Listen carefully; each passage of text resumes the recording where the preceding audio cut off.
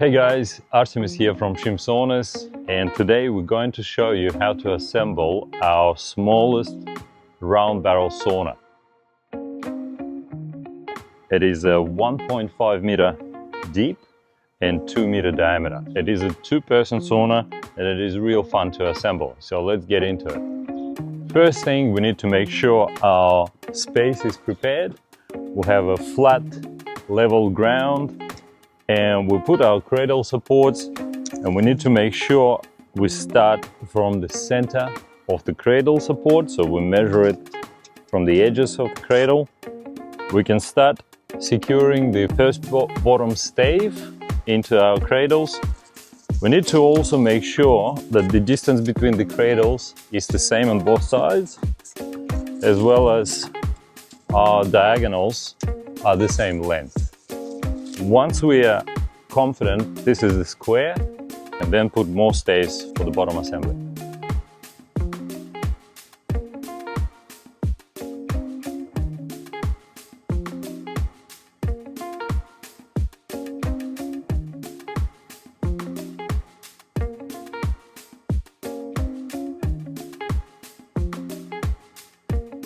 Once we assembled the bottom of our sauna, we can then move to assembling our walls. The best way to assemble the walls is actually on the base frame that we've prepared. We'll find the correct pieces, put the middle piece, put the side pieces, and then we will need to secure them from the sides. So we'll put a few screws from the sides on each side of the wall, and we will lift it up to put into the notch of the bottom frame. We're going to do the same with the front wall as well.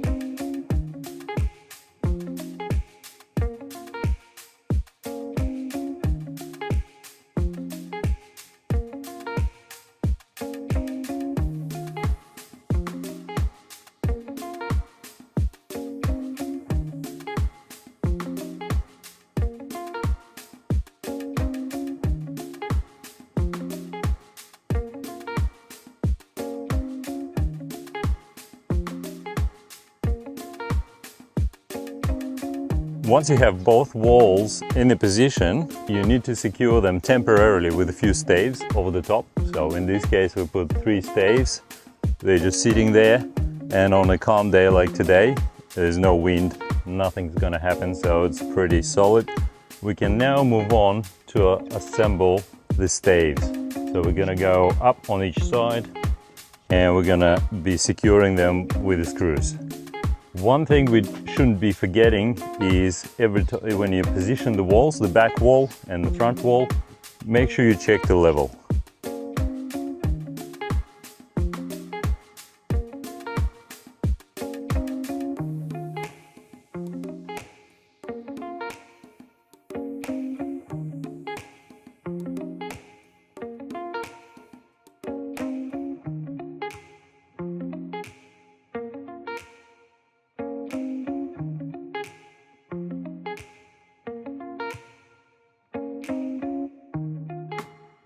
When we assemble the staves, we'll put the screw in every one of them. We go up to about the mid height, and from mid height we put another couple of screws into every second stave, and then we simply stack them on top, and they shouldn't fall. When we apply straps, sometimes if there are gaps in between staves, we take the screws out just to make sure we can tighten the straps properly, and then we'll put the screws back in.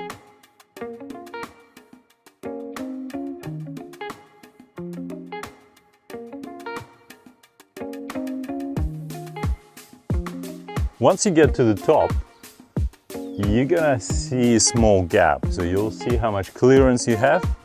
In this case, we got to the top and we have about 20-25 millimeter gap. So each sauna will come with a few pieces like this. And what we need to make sure we're doing, we actually allow for the future shrinking and drying of timber, because it will dry a little bit. So if the gap is about 25 mil, we're actually gonna put about 50 mil or 40-50 millimeter piece into that opening, into that clearance. So let's put it in.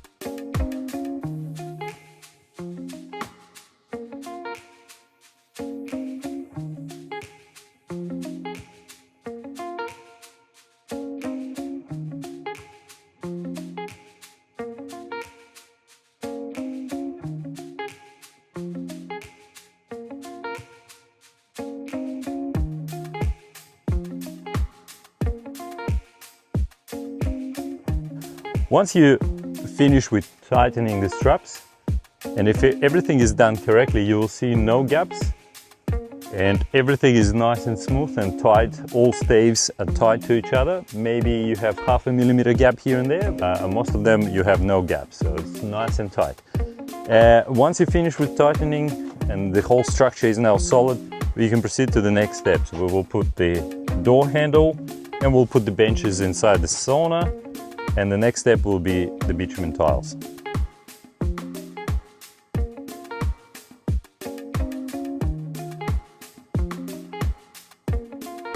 When you put a handle together, make sure you pre-drill one side with a larger drill bit than the other side.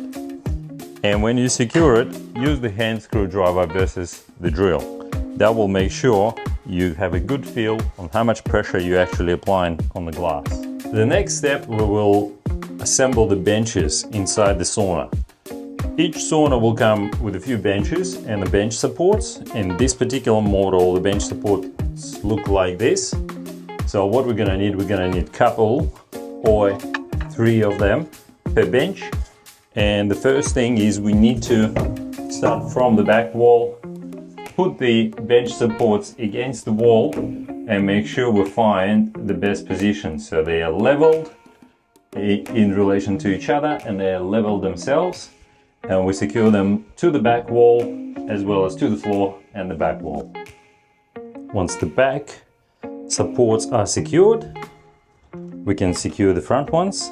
All we need is just line them up with the back supports and secure them to the front wall as well as to the staves at the bottom and the side. The next step is we're going to check whether the floorboard is actually fits between the supports before we proceed with the next bench supports and the benches themselves. When we check the floorboard, we don't want the floorboard to sit under the benches. We want to be able to remove the floorboard without removing the benches. So in this case, the floorboard was a little bit bigger than we would like it to, so we had to trim it a little bit for the bench supports on each side here, at the front and at the back.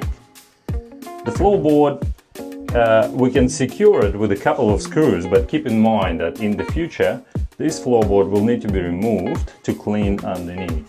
So we're just going to put a couple of screws in it to secure it and we'll proceed with the benches.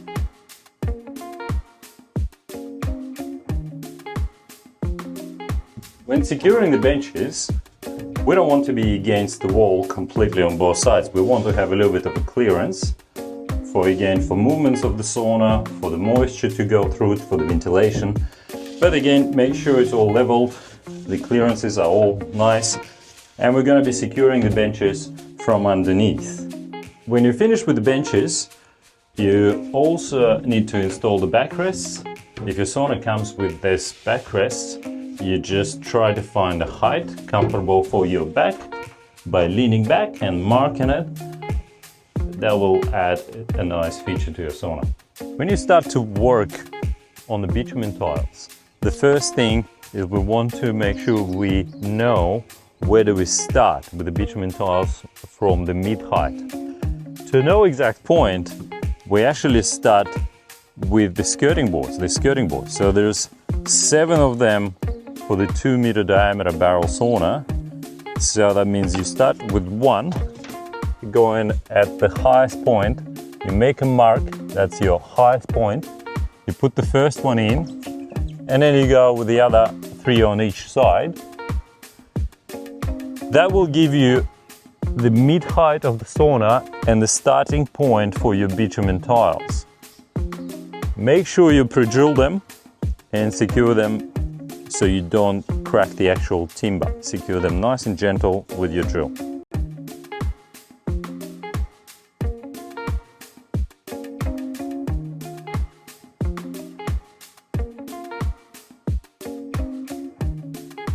When we get the skirting boards in the position, that gives us this point, the mid-height, or the point from where we're gonna put our rainwater separation plank. So the rainwater separation plank is secured like so. That will basically define the point from where we will start to apply our shingles, our bitumen tiles. When we apply bitumen tiles, when we start to apply them, we better take the skirting boards off, because we will need to trim our bitumen tiles, and having them off will help us to trim them quicker.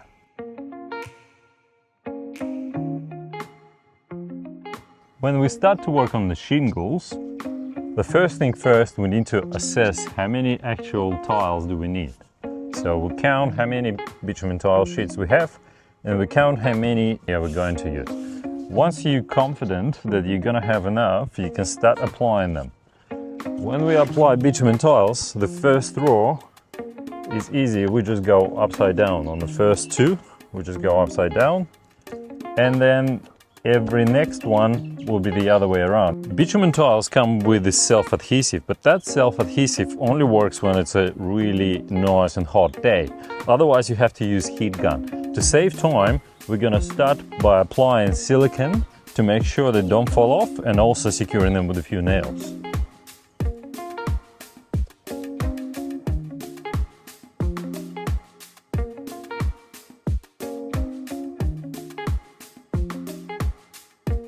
There are several ways to apply shingles, so you can choose your own pattern. But this time we're gonna go with a pattern where we're gonna overlap the previous row with the bitumen tiles over the top. So to do it, we go the third sheet of tiles from the left, and the next one will come into position by coming like very close, nice and tight to the previous sheet.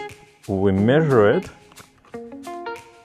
make sure we know how much of it we need, and it comes flush with the previous sheet, and you have a little bit extra overhang, which you will trim later with your knife.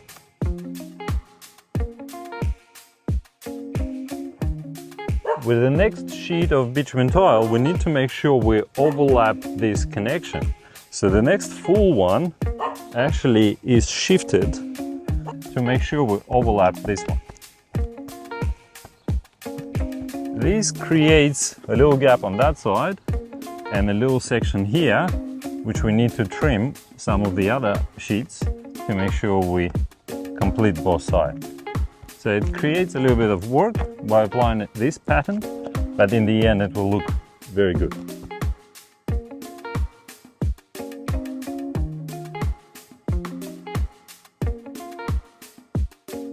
So we continue with this pattern all the way up, and we need to make sure that we pass the center line. So every joint like this is covered with the next row of shingle. When we pass the center line, that means that when we're gonna go from the other side, we'll have to bring our shingles all the way to cover these joints. So it will just pass this line up to here with enough silicone underneath to make sure there's no water run back, and then we'll be done. So as you go up with the bitumen tiles, you will end up having a small gap like this. So we need to continue. We'll continue with another row, and we'll overlap this joint, and we will end up somewhere about here, from where we will need to go one more row to cover this joint from the other side. That's the critical point. We need to make sure we cover that one. So it will be one more on this side and another one. And for the last one, which is the second one, we will apply plenty of silicone to make sure there's no chance for the water to run back under it with a strong wind. This is the final piece. So we need to make sure we overlap the final row of bitumen tiles. So we'll put a little bit of silicone on that piece. We'll put plenty of silicone on this side, and we overlap both sides.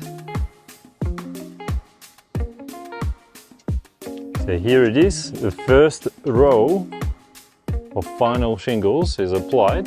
So we'll put the full sheet in the middle. There's a little piece here.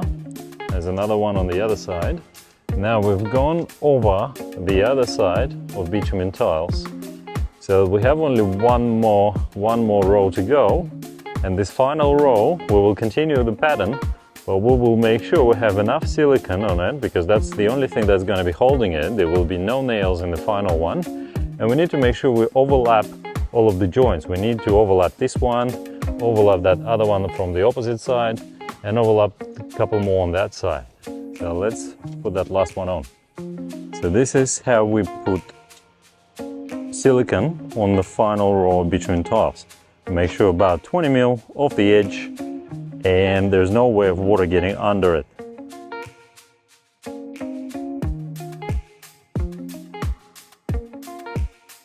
Once we finish with the bitumen tiles, the next step is to put our skirting boards back and silicone the edge between the bitumen tiles and the skirting boards.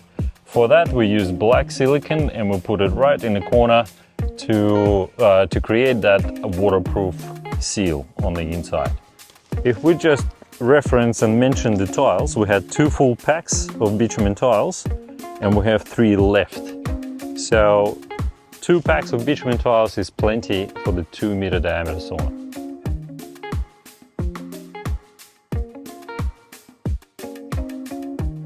When we finish with the bitumen tiles, we also need to remember to apply clear silicone in the corner between the staves and the front wall and the back wall. So we fill up this corner with the silicone all around it. It doesn't need to be much, we just want to make sure that it's water sealed and waterproof.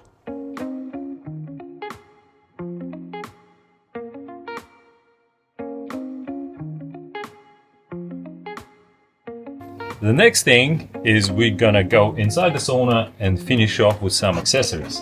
So we install the heater. Make sure you follow the manual for the correct positioning of the bracket, but the electrical connections is gonna be left for the electrician. It needs to be done by a qualified electrician. Depending on the sauna and the heater, you may want to use the heater guard. So this heater guard goes like so, just to avoid some accidental touches of a hot surface of the heater. Have installed a lamp under the bench on the back wall. This will give it a good ambience in the sauna and will be away from the traffic, from moisture, from possibly dripping water. It will be at the back wall. We also installed the thermometer on the wall and the aroma lamp. So now it's done, all that's left is to have electrical connection, and then the customers could have a sauna. You can see this one is a 2-meter diameter, and I am 176 tall, and even with the floorboard in place, I'm still not touching the ceilings. It's quite roomy in here, even though it's only 1.5 meter deep. Because of the diameter, it still feels quite spacious. And while we consider a 2-person sauna, you could potentially fit 4 people in it quite easy. So thanks again for tuning in, guys, and we will see you next time.